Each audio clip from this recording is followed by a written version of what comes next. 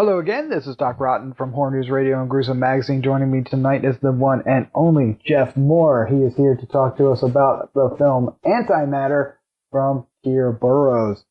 Jeff, how you doing? I'm doing very well. I'm excited to talk about this film.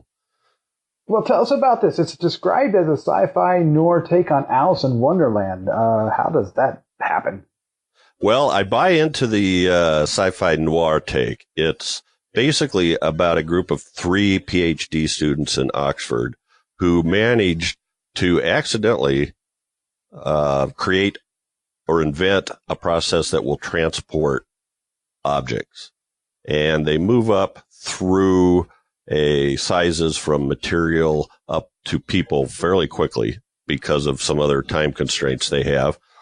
And as you might expect, something goes wrong. So maybe 20, 30 minutes into the film, we've tried our human experiment and something's gone wrong. And the rest of the movie is really built around, I suppose, our Alice, who is actually Anna, played by Yaiza Figueroa.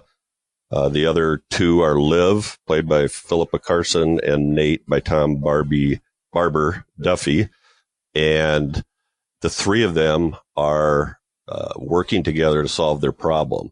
However, it's very noirish because you don't know what's going on. Things don't make sense. People don't act the way you'd think they would.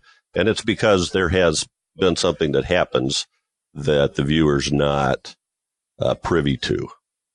So it's really quite a mystery as you see this unfolding, and you follow Anna as she tries to figure out what's happening to her and what has happened to her and why is everybody acting this way.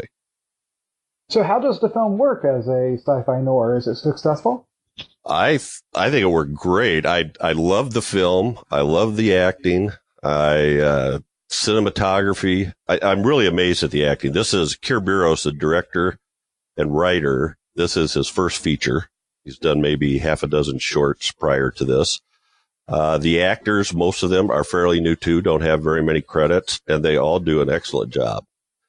Some of the other personnel, like in editing, cinematography, etc., they've got a few more credits, but they're still fairly new in the business. So it's kind of neat to see them stretch their wings and accomplish this. It doesn't look like a first effort at all.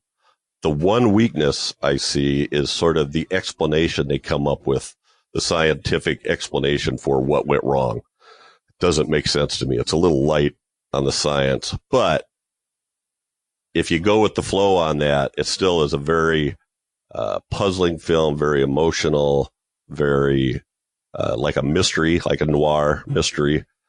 And it had me sucked in. I've watched it a couple times and I enjoyed it both times thoroughly.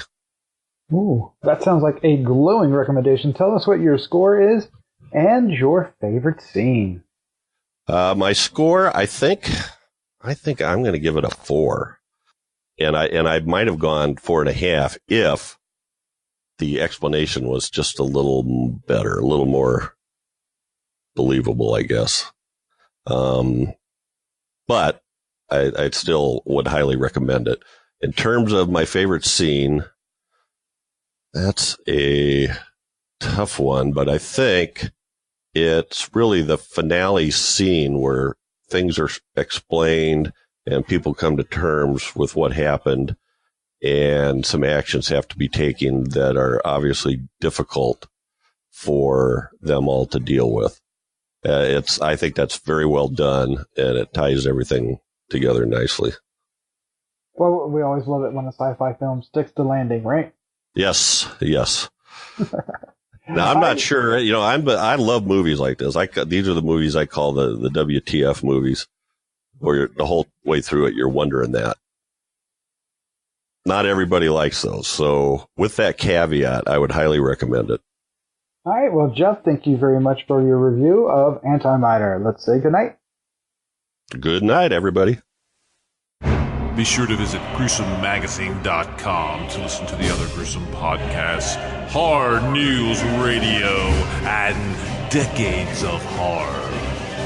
Also check out the Gruesome Magazine Quarterly, available in digital and print-on-demand format.